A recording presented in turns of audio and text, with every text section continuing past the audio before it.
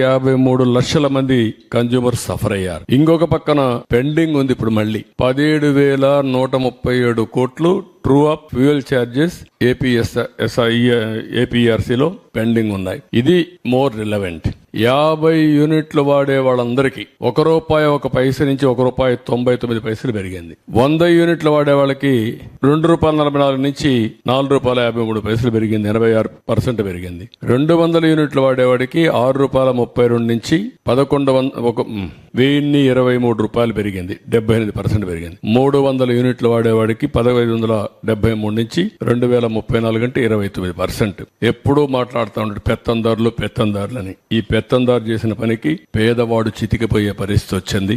పేదవాడి మీద భారం పడింది. పేదవాళ్ళు నడ్డి విరిచే పరిస్థితికి వచ్చాడు. అన్నింటికంటే ముఖ్యంగా 50 యూనిట్లు వాడిన వ్యక్తులపైన 98% పెంచారు. 100% భారం మోపారు.